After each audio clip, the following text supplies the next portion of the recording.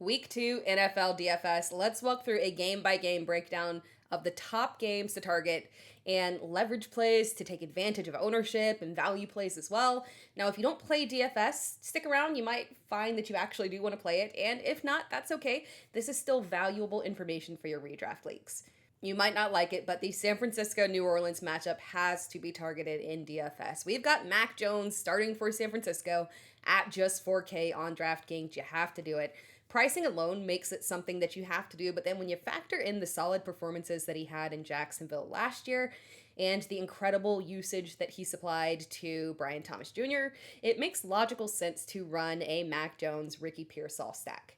Jones will be one of the better value plays this week, and Pearsall also has decent value despite the fact that he did see a pricing increase, and he should see an increased ceiling as well this week with George Kittle out and Juwan Jennings still a question mark for this week. Now we have to address the elephant in the room, the Christian McCaffrey elephant. Despite the week 1 performance being very strong with a whopping 9 receptions for 69 yards and over 23 fantasy points, we didn't actually see a massive increase in his salary from last week.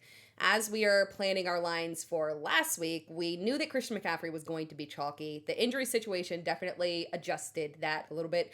But the reason that he was projected to be such incredible chalk is because the value that you were getting for his salary was so extreme. So once again, because we didn't get a salary boost, we have extreme value here. He is going to be extremely chalky. It doesn't help that New Orleans' run defense performed very poorly in week 1, giving up over 100 yards to the Arizona Cardinals, particularly getting torn apart by Trey Benson.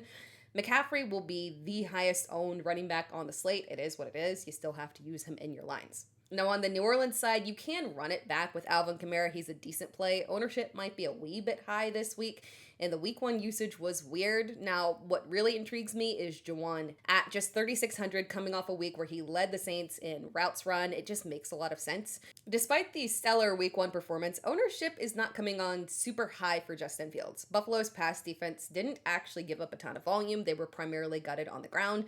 But similar to Lamar Jackson, Justin Fields can thrive on the ground. So this can be a very high upside opportunity for Justin Fields. And he is at a very reasonable price of $5,700 on DraftKings.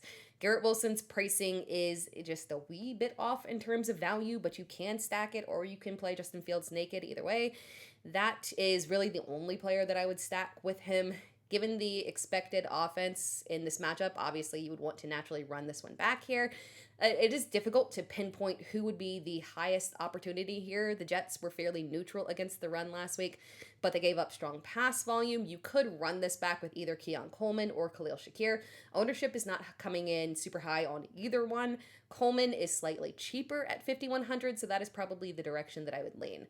And obviously, Josh Allen is always in play, but he will be on the popular side this week. In your other lines, I would include Breece Hall. Very intriguing this week. He had a strong week 1 performance, performing very well above expectations. This is a good matchup for him, and the lack of opportunities in the red zone was a bummer, but ultimately this should be an excellent matchup for him.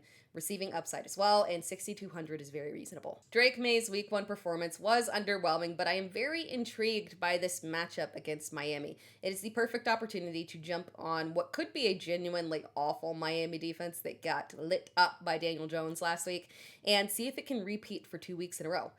May can take advantage of that. Now, stacking here is very interesting. Kayshon Boutte was the leading receiver, but he had 8 targets. Stephon Diggs had 7 targets. Demario Douglas had 7 targets.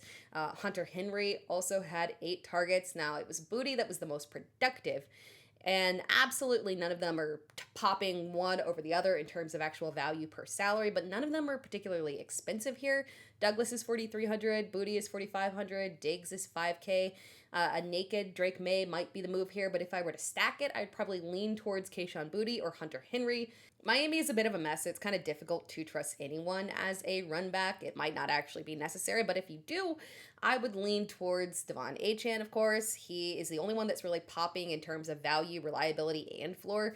He is the 5th highest priced running back on the slate. I really like Dak Prescott this week. When we're looking at Prescott and his performance last week, it was underwhelming.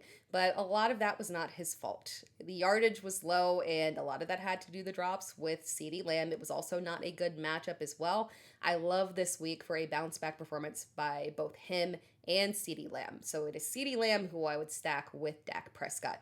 He is not coming in as an extreme value play. That's CeeDee Lamb.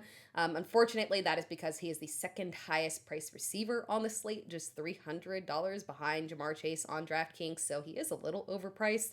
However, ownership should be very moderate, and with the low ownership on Dak Prescott, could be a nice little contrarian stack. My heart does want to run it back with Malik Neighbors, but considering the way that the Giants offense looked, even with the value of his pricing, I would only do this sparingly. In other lines, looking at running backs, I would use Javonte Williams. He's the only other player in this matchup that I would be interested in.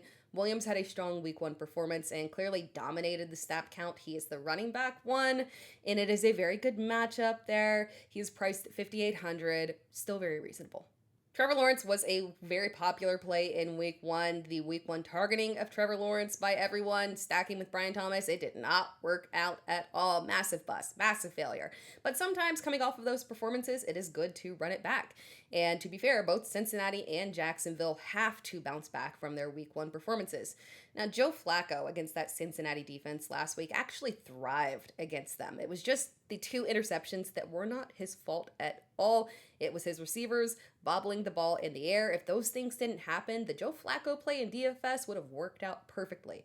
Now, I do not trust Travis Hunter at this point in terms of stacking. Britton Strange is a very solid option. But again, where I really have the desire here is with Trevor Lawrence and Brian Thomas Jr., possibly integrating Strange. And definitely when you're looking at a run back there, it would be Jamar Chase or Chase Brown. Between the two, Chase's ownership will be the highest. Again, that has to do with his pricing. Top of the slate, but still not that dramatically high for his value. Brown's pricing will be high, but not as high as a guy like Christian McCaffrey. Let's talk through some other one-off plays from different games here that you can incorporate as well, as we will start off with quarterback here. Lamar Jackson is always in play, of course, coming off of the big performance there in week 1. This matchup against Cleveland, they did kind of shut down Joe Burrow last week, but Lamar has performed well against the Cleveland defense in the past, so that is not a major issue. You can also go with a guy like Daniel Jones. It's high risk, but because it's high risk, we won't get high ownership on him. The matchup is against Denver, so if you're looking to do a low value, random contrarian play, that one is an option. And then, of course, Kyler Murray in a decent matchup there against Carolina. Other running back options, of course, Derrick Henry, highest priced running back on the slate. Not surprising coming off of week 1. The Browns defense did hold Chase Brown to just 43 yards in week 1, but Derrick Henry has had solid performances last year against Cleveland. He's still in play this week, and I did want to point him out because on FanDuel, you are getting a better value for his salary. Jahmyr Gibbs is someone that is very interesting because we were kind of wondering what happened to the Detroit offense last week. And with the way that the Packers defense looked on Thursday Night Football, perhaps it wasn't Detroit, perhaps it was the Packers defense just really clamping everybody down. Looking at Jahmyr Gibbs as a potentially low-owned bounce back week option here is very interesting. Other players that you could go with would include Travis Etienne and Javonte Williams as well. There are 3 one-off wide receivers that I find interesting. Hollywood Brown in that matchup there against Philadelphia. Not a good matchup, but again, if Xavier Worthy is out, we're looking at significant volume push specifically towards Brown at a very reasonable pricing of $5,200. Cedric Tillman, Cleveland matchup against Baltimore, a $4,300 price tag, still extremely reasonable. And Devontae Smith, if Dallas Goedert is out against a Kansas City defense that is more vulnerable through the air, $5,600 on DraftKings. And then for defense, the one that is popping for me is the LA Rams. We saw how well they performed last week against the Texans. Despite that, we did not get a massive bump in pricing. They're $3,100 on DraftKings. That is the eighth highest pricing on DraftKings. So we're getting a good bargain there. That wraps things up for this video. If you have any questions, be sure to drop them in the comments. And if you enjoyed this video, be sure to like the video and subscribe to the channel and stick around for more fantasy football content.